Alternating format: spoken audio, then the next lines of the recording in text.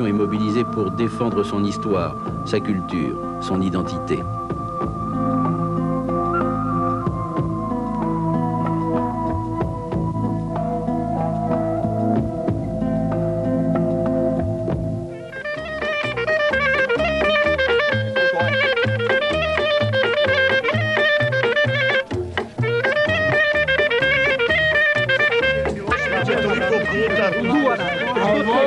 A šta si ti uradio za Kosovo i ja pre njega? Mi smo mi mogli da nekako da pričamo.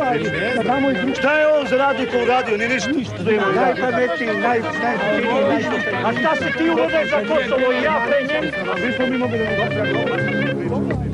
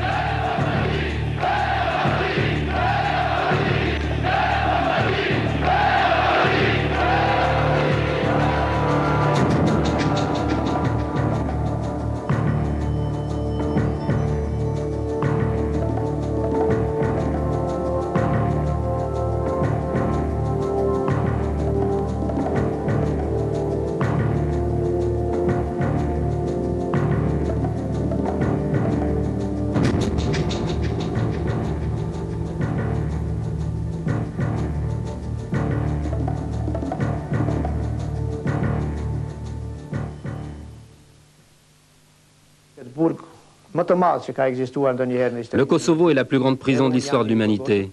Je suis donc moi-même un prisonnier qui voit comment on persécute, on maltraite, on humilie, on tue.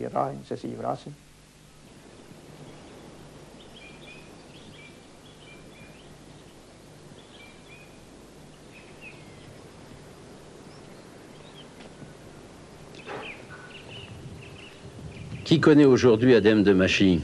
À 54 ans, il détient pourtant un triste record, celui des années passées en prison, 28, soit une de plus que Nelson Mandela. Libéré en avril 90, il vit aujourd'hui à Pristina, sa ville natale, dans une maison que les Albanais du Kosovo, son peuple, ont mise à sa disposition. Acte de courage, en 1958, en plein titisme, il avait publié Les Serpents de sang, ouvrage dans lequel il dénonçait un système totalitaire et policier, celui de la Yougoslavie d'après-guerre.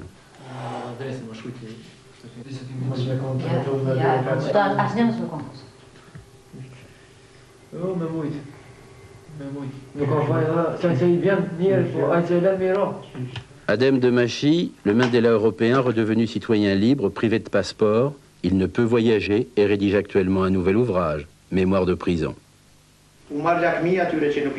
Je vis dans le désespoir, j'envie ceux qui ne sont plus vivants. J'aurais désiré en faire partie plutôt que de vivre comme cela. Mais la vie nous est donnée, on n'a pas le droit de se suicider. Je résiste donc comme il le faut, je résiste avec mon peuple dans ces moments de souffrance.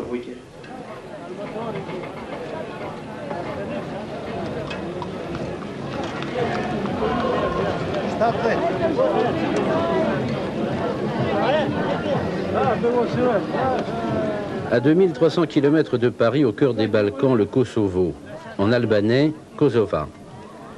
Une vaste région rurale au sous-sol riche. La natalité y est la plus forte d'Europe, les familles de 15 enfants ne sont pas rares. 2 millions d'habitants, dont la quasi-totalité de souche albanaise, sont d'origine musulmane, ce qui ne veut pas dire qu'ils confessent l'islam.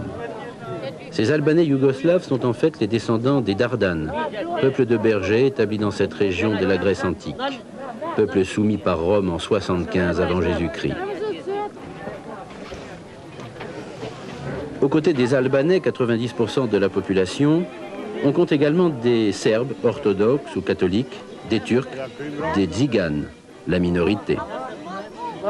Au lendemain de la Première Guerre mondiale, le Kosovo est en Albanie, la province ne pose aucun problème, En 1926, les États balkaniques rectifient leurs frontières, le Kosovo devient yougoslave, le traité de Florence sanctionne une situation qui à la longue deviendra explosive. Si nous, occidentaux, nous avons subi des grandes invasions jusque vers le 7e, 8e siècle, jusqu'aux Vikings, jusqu'aux Normands, à l'Est, ça a continué jusqu'au 16e siècle.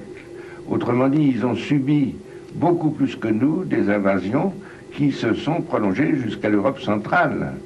L'invasion des Slaves dès la fin du 6e siècle, avec déjà des Serbes, des Croates, cette invasion, la chute de l'empire justinien, le byzantin, va jusqu'au centre de l'Europe, va précisément jusqu'à la Yougoslavie actuelle. Et ça a continué. Nous n'avons pas connu, nous, par bonheur, Gengis Khan et les Mongols, mais tous les Russes et les gens